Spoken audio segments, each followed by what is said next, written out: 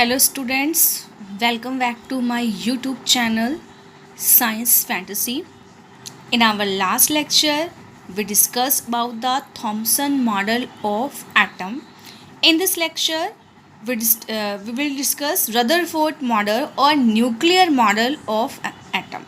Okay, this model is also known as the discovery of nucleus.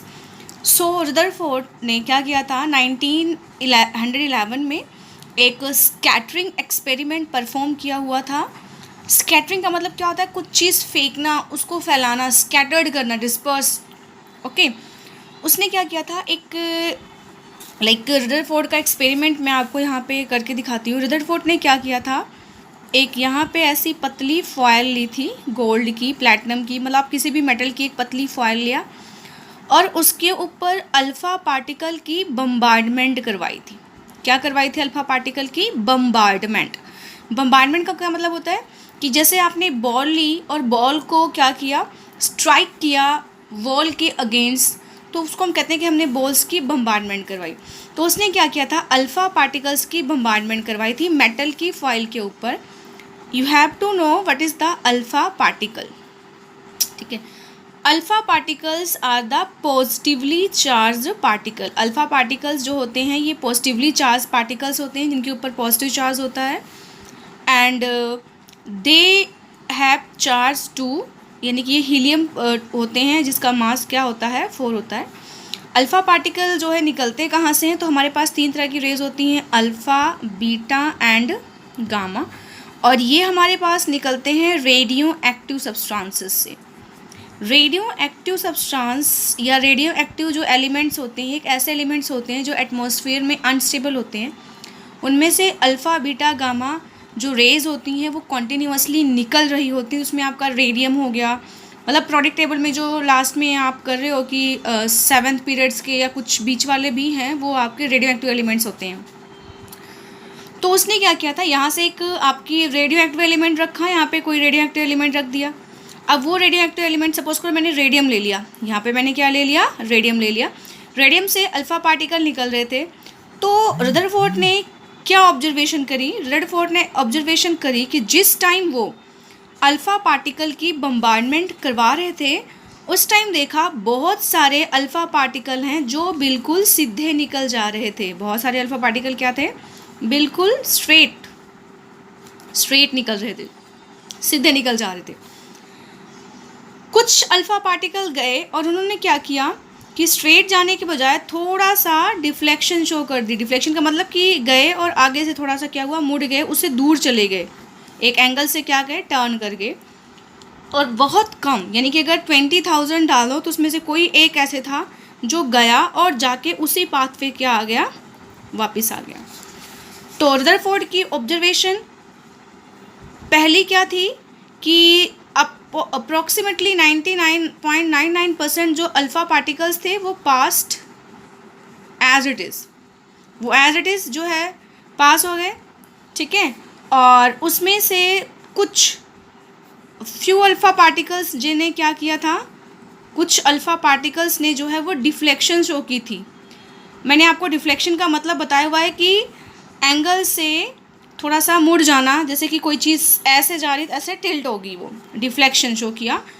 And उसमें से अगर 20,000 alpha particle की हम बात करते हैं तो 20,000 में से कोई एक ऐसे था जो है कम बैक, मतलब सेम पाथ पे जो है वो वापस आ गया था। रदरफोर्ड के स्कैटरिंग एक्सपेरिमेंट का ये क्या था बेटा, ये जो उसकी ऑब्जर्वेशन थी, ये उसकी ऑब्जर्वेशन 3 तरह की ऑब्जर्वेशन थी जो रदरफोर्ड ने लगाई। ये 3 तरह की ऑब्जर्वेशन रदरफोर्ड ने यहाँ पे लगाई हुई। मैंने यहाँ पे डायग्राम बनाया हुआ है, आप सबको नोट्स मैंने दे रखे हैं, उसमें से आप एक बार इसको रीड करना कि वही थी कि most of alpha particle 99.99 passed through the gold foil undeflected, some of them get deflected by a certain angle and very few, only 1 in 20,000 were deflected back आ गए थे। सो इस जो उसकी ऑब्जर्वेशन थी, ये ऑब्जर्वेशन पॉसिबल नहीं थी अगर जो मॉडल है उसकी अरेंजमेंट जो है एटम की वो थॉमसन के जैसी होती कि पॉजिटिव या नेगेटिव है, सिर्फ पॉजिटिव का स्फीयर है और नेगेटिवली चार्ज जो है वो एम्बेडेड है। तो जो थॉमसन का मॉडल है उसके जैसी तो नहीं थी। उस ऑब्जर्वेशंस के बेस पे थॉमसन ने कुछ कंक्लूज़न दिया। उसने कहा कि जो मोस्ट ऑफ 99.99 पार्टिकल जो है वो अब बिना किसी डिफ्लेक्शन के सीधे निकल रहे हैं। दैट मीन्स एटम के अंदर जो मैक्सिमम स्पेस है वो क्या है, एम्प्टी है, खाली पड़ा हुआ है। ओके, बिकॉज मैंने आपको पहले भी बताया था कि जो अल्फ़ा पार्टिकल थे वो क्या थे, पॉजिटिवली चार्ज थे। अब यहाँ पे क्या है कि जो अल्फ़ा पार्टिकल हैं वो डिफ्लेक्शन शो कर रहे हैं, मतलब दूर जा रहे हैं।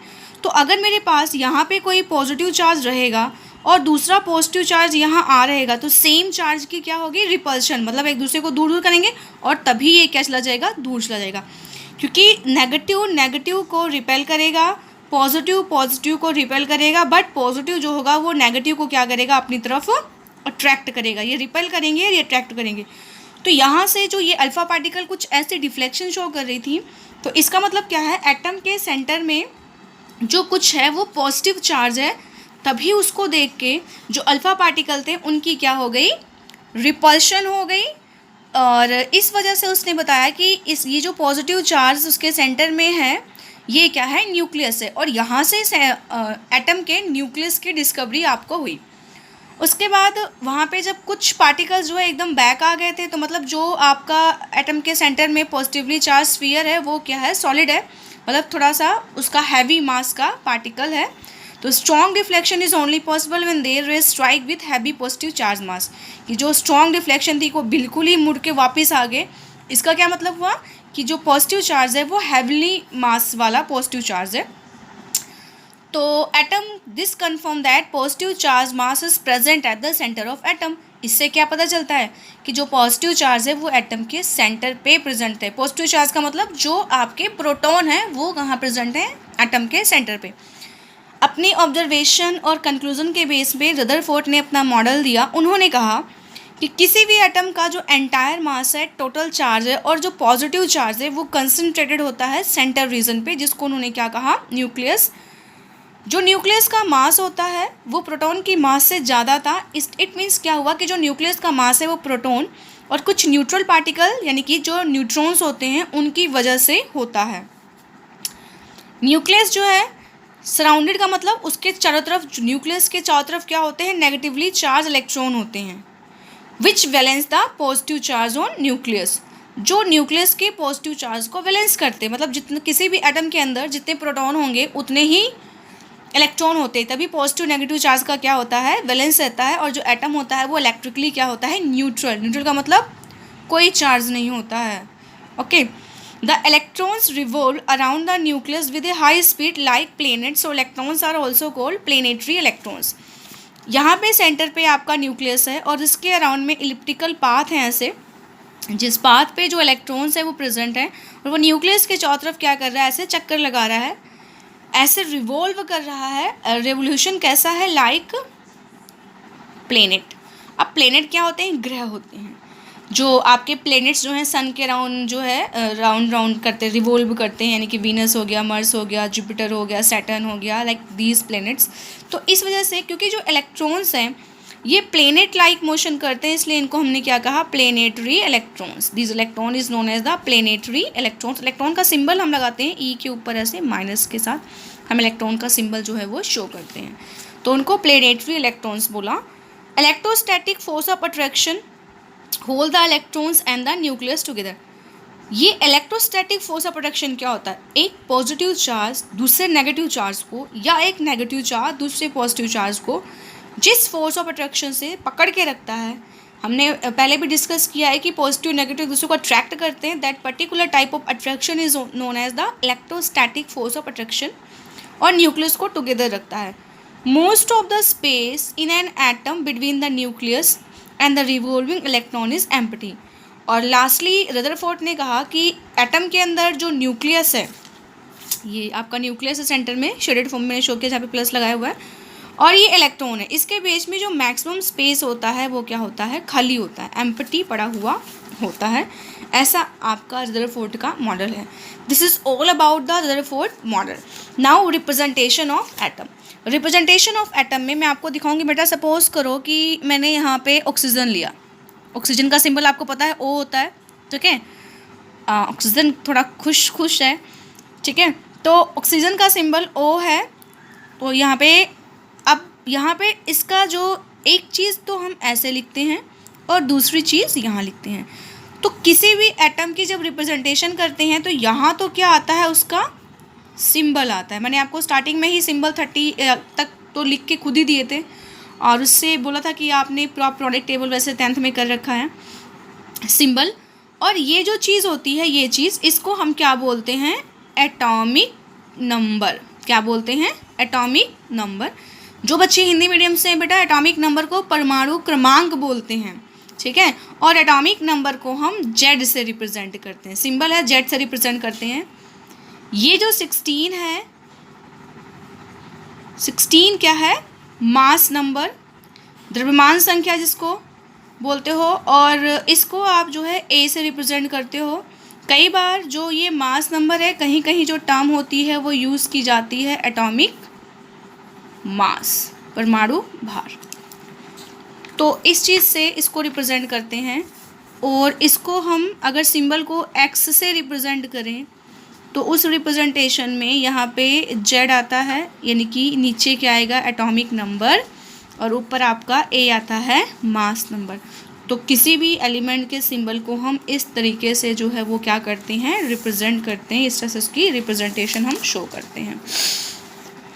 एटॉमिक नंबर क्या है, एटॉमिक नंबर आपको पता है, एटॉमिक नंबर को आप जो है जेड से रिप्रेजेंट करते हो। और वो मैंने स्टार्टिंग में आपको बता दिया था कि ये पॉजिटिवली चार्ज प्रोटॉन की वजह से होता है। वैसे तो atomic number number of proton और नंबर ऑफ़ इलेक्ट्रॉन की वजह से होता है, लेकिन अगर किसी एटम से इलेक्ट्रॉन निकल गए, वो आयनिक फॉर्म में आ गया, तो उसका जो एटॉमिक नंबर है वो चेंज नहीं होता। Means atomic number totally depends on the number of proton.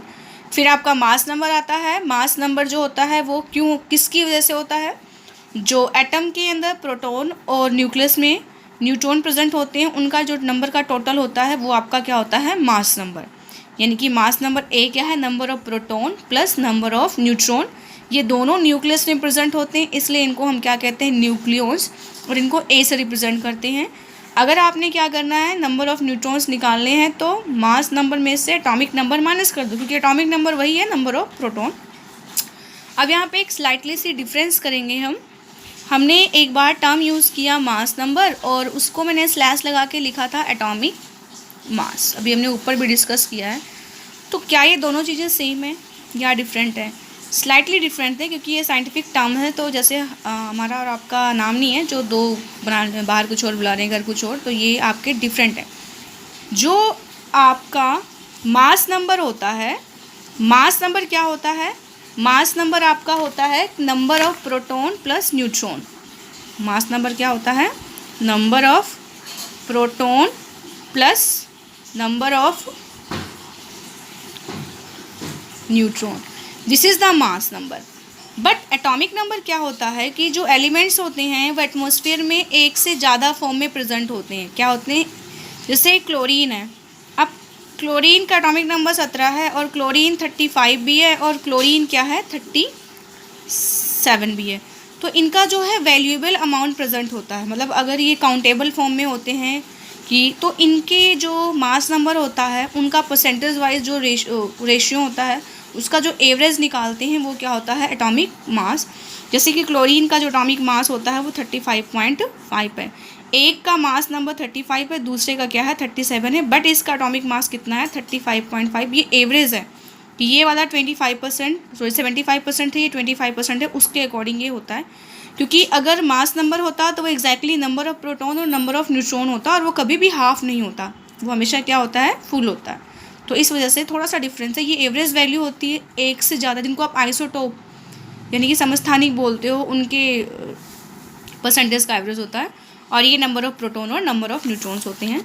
तो अगर किसी को आपने डिस्कस करना है तो नंबर ऑफ़ सोडियम में एटॉमिक नंबर 11 है, मास नंबर 23 है, तो नंबर ऑफ़ न्यूट्रॉन्स निकालने के लिए 23 - 11 कर दोगे तो 12 आपका आ जाएगा। इस लेक्चर में इतना ही करेंगे, बाकी नेक्स्ट टॉपिक हम नेक्स्ट लेक्चर में डिस्कस करेंगे। आप वीडियो को लाइक कर दीजिएगा और चैनल को सब्सक्राइब कर दीजिएगा। Thank you so much.